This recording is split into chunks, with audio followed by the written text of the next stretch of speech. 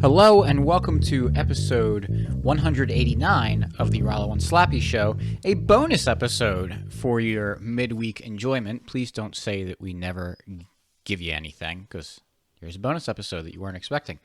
So, Slappy and Carcampit and Birdarchi and I have been, in a normal chatting back and forth, have been talking a lot about the coronavirus, and we've been starting to have our own ideas about it, starting to get a little bit frustrated with how everything's going on, and so we decided to do a little quick recording tonight to talk about our thoughts about what's going on, because we think that there's a lot of, unchecked panic and hype surrounding the coronavirus.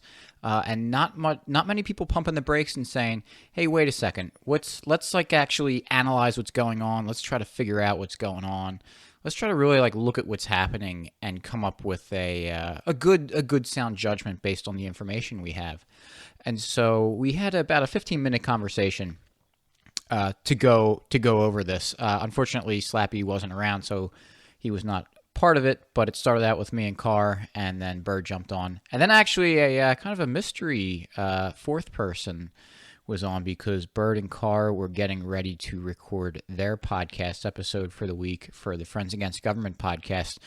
So actually, since I'm pretty sure I'm going to be releasing this before they do, that guest will count as yet another sloppy seconds of a guest that was on the Rollo and Slappy show that ended up not long afterwards being on the Friends Against Government podcast. So because we're going to be releasing this before they do, I'm not going to say his name because I don't want to give up their guest before they release their show. But I think it's important that we take a minute and really try to think through this critically.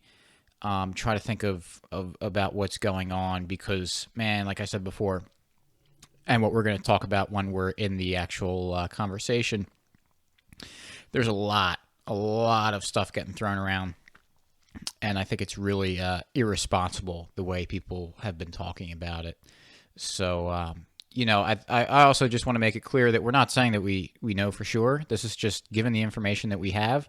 This is what we're coming up with, and yeah, I'm not going to speak for Carr and Bird, although I'm sure they'll say similarly. But hey, we're in the flu season, and this is an especially nasty strain of the flu. So we're not saying don't take some precautions or don't be conservative about this. Getting the normal flu kind of stinks. So for the very least, do the things like wash your hands. Try not to get too close to people that appear sick, all that good stuff. Use your head. I think that's the best thing to do. And, question what you hear. We tend to, as libertarians and people who think similarly, we try not to blindly trust the government and the media. And I'm not certain that we haven't fallen prey to that with this, because it's a little bit scarier of a situation than that we normally deal with. But it's important that we don't lose our heads and that we make good, rational, logical decisions and think about things in smart ways. So I've already kind of rambled on, and we'll have a show notes page for this at mcflugel.com/189. And I don't think I'm going to put anything on the end, but I will actually remember to put the theme music on for this that I've forgotten to put on the last couple weeks. So, all right, here's our quick conversation with Carcampit and Birdarchi. All right. Oh, look at this. What's up, homosexuals? How are you? Ah, Good. great. We're talking flu. Yeah, we should do a video recording, because I just did a back and biceps workout, and feeling and looking pretty swole. So Did you go to the gym today? Did you disregard your quarantine? Rollo, are you just recording with us? Which is fine. No. I just dropped the link to talk about the virus, and then I just dropped it in here in y'all's in. Rollo, you're welcome to join if you want. Yeah, I mean, I don't want to. We're not talking at all about the virus today, thank God. I think Car, I think we're going to make a little bit of a statement by making our Wednesday episode have nothing to do with this virus and make everything to do with. At least I hope that's what. Yeah. That's what I'm hoping. Anyway, continue. So I just spent 2 hours talking about the virus. I'm good. Yeah. Yeah, that's all I've been hearing at work, and like I texted earlier today, just like, especially the one woman, the boomer. I just kind of like, I don't even think she's technically a boomer, but I just nod and smile now. It's like, wow, it's crazy, because it's just boomer? Like she just panics, and it's just absolutely absurd. Yeah. Which boomer? Which boomer? Yeah, a coworker. You said, yeah. Oh, I didn't hear that. Oh, sorry. It's like, do you know who I work with? No, I don't. Actually, I don't. I know you work with people who aren't flammable. That's about all that I know. Yeah. I mean, Well, it was in the beginning when this all came out, and it was like, because I remember 2009, the H1N1 swine flu pandemic, and I remember I was in college and I was listening to Rush Limbaugh, and I wasn't really a libertarian yet. I remember hearing all that, and it's like, oh, Obama wants to vaccinate everyone, and don't let them, don't take these government vaccinations because, it's kind of risky, and they don't know what they're doing, and all blah, blah, blah, blah, blah. Don't give in. And there are people saying, no, you should get vaccinated. And then, it, for the couple weeks that it lasted, it was a big story, then it just went away. And then the other day, or like last week or so, or even before, when this all started, I was remembering like, well, we've had these scares before, and it was always this like panic, and it wasn't that bad. And then I looked at the numbers like a week ago, and when I looked at it last week, it was like 136,000 worldwide cases. And I was like, wait, what? Deaths, you mean, not cases? Cases. No. Oh, I thought you were talking about swine flu. No. For the coronavirus, that was the number of confirmed cases, and I was like, whoa. I was like, I know that we're like, because I was talking to some people saying like, well, they probably don't have a good grasp of the actual numbers, so they're whatever the confirmed cases are. There's probably a lot more cases that they just haven't diagnosed. I'm of that camp. But I just had the person who I was talking to lives in a very small town in Virginia. Small town, and he just told me that somebody at his job has it and they have not left the town. So that means, you know what I mean? And they're the only person who now in that town has a confirmed case, which means there's other people walking around who have this thing, like Carl, like you've been saying. Oh, yeah, I'm of the opinion that this has been rattling around the country since November. Well, and that's I don't think that early, but it's been so fucking early for sure. It definitely came here in at least December. When they picked it up in China, I bet it was already here. Oh, for sure. With the amount of business that we do with China, absolutely. And I mean, there was a wave of coughing shit going around in late December, early January. My girlfriend had it. She was waking up in sweat. She had a fever. I mean, I'm sure I was exposed if that was in fact the corona. Mm-hmm. And then, somebody brought up that vaping scare as well with people and now all of them vaped, but then I'm sure there were some who didn't.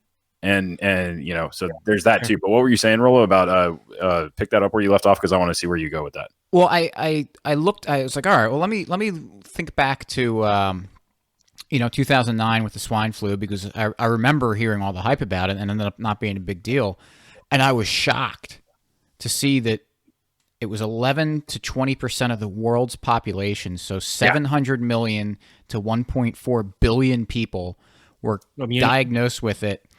59 million people in the U.S. 12,000 died. 200-something thousand were hospitalized. I remember because I was actually taking, that was my senior year of college, I think, or maybe junior year, but I was taking the kind of the last like real technical civil engineering courses, and public health engineering is a wing of civil. And I was in a public health engineering class as that was going around. And part of that is viral spread. I mean, that's like very much in the domain of civil engineering as well. And we were studying, like we were like, wow, this is like absolutely fucking crazy the way that this is able to spread. But nobody ever was like, lock this thing fucking down. Like, it was just like, wow, this is, it's fairly bad. The mortality rate's like definitely higher than you would like, but if it gets into an old people's home, that's the problem. That seems to be a big fear. Yeah. I'm glad you noticed, by the way, I don't know who you were talking to, but Car, I'm glad you also picked up on that fact about Italy, which a lot of people seem to not realize. I just researched it. I spent 4 hours trying to fucking like. Yeah. What's that point about Italy? I found a few things last night, or maybe this morning. There's 3 things that I found that have correlated everywhere where people have really been hit hard by this, and one is an incredibly high median age. So most of the population is much older. That is very true in northern Italy. It's very true in that province in China, or maybe a little bit less true in the province in China, but definitely in Italy. The other thing is rate of cigarette smoking, which in northern Italy is almost 2x what it is in New York City. I researched Milan. It's 2x. So there's that. There's older people, and I didn't understand this about Italy until I was researching it. But because of the way that the mountains are configured and where most of the population of northern Italy resides, south of those mountains, the wind drives air pollution up into northern Italy just like it does in LA, and it creates a huge air pollution problem. So I mean, it absolutely, I'm sure, has a lot to do with the virus. But I mean, these factors are probably a huge reason. I mean, for a respiratory disease, you can't discount all of these factors. It would be crazy to. Yeah. No, there's so much of that information is starting to come out, and people start digging, because it's there has to be explanations for things. It has to make sense. And originally I was thinking that, a couple weeks ago that we're underestimating how many people actually have the virus. There's a lot of cases that people don't even realize they have it. So I was thinking maybe we're diagnosing 10% or confirming 10% of the cases. I think we're off by more like a factor of 1,000. If I had to guess. Me too. Yeah. And that makes the death rate go way down, and it makes it should be comforting to people that there's that many people. I mean, when I heard that 20% of the global population has the immunity for swine flu, I was like, okay, so that we're okay, because this is the same level of deadly as swine flu. And that is as far as we don't know, because you said we're not working with the denominator of this. So as far as we know, we can only go by how many people have died from it, because those people we know have it, and it's still way less. It's just more people are going to get it. We could have 50% of the global population has immunity for this thing by the time it's said and done with the way it spreads. Yeah, it's crazy. Half the people might already be immune to it. I mean, I might be. I mean, I very well might be. I'm just a perfect human being that doesn't get sick. So, I mean, yeah, right. Sure, of course. More to do with my strong German heritage. But. It's the engineering degree, I think, is what does it. Carr has to rely on his German nature, but yeah. Oh, what was I going to say? Now that's all of that to say. I'm sure that it apparently looks like there's an uptick. I mean, I don't know. I don't know how much of that to trust. I don't know how much of that, how much, we could be very well coming down because they weren't being tested. China has very clearly peaked in the number of new cases. They've been at 80,000 for a while. Yeah, China announced that it peaked. Again, we don't. North Korea's rate is going down because they're testing so much. So yeah, it seems to be once you start testing more, you actually realize it's not spreading. Well, that's my concern is now that we're rolling out tests, it's gonna explode and people are gonna freak out. But you have to keep an eye on two metrics, the 2 metrics that are most trustworthy right now. And I'm not saying they're trustworthy, but the 2 metrics that are the most trustworthy are people confirmed dead of coronavirus, and I want to see the stats on the actual coronavirus test, how many false positives, how many false negatives, etc. But they're that, and then the number of people in the ICU for coronavirus, and I think those are the only 2 real stats that I care about, because everything else we know is bad. Even the number of deaths, what pre-existing conditions they have, what were the demographics of them? Because I know you mentioned you sent that link to the Mises article that Lee Rockwell wrote today, and apparently in that region of China and in Italy, there's a lot of tuberculosis going around. Yes. Have to imagine that factors in. I mean, and while they may have had coronavirus when they died, it may not have been the driving factor. The one guy in Italy who died, who's under the age of 50, was a soccer player who had leukemia. And he didn't even know he had leukemia until he found out he had coronavirus. And so this is the sort of level-headed, parsing out interesting and relevant facts of this. The conversation, this is the type of conversation that I do not see happening at a national level, and that terrifies me. Yeah. Can I just say, I think I kind of discovered a piece to my own puzzle about why I am not so annoyed about the way that the government has been acting over this, and I think it stems from the fact that the people to blame for this are the media, not the government. I don't know. The way that the media, same thing. The media up front, Bird, but the government is going to impart policies that are going to. We'll see that later.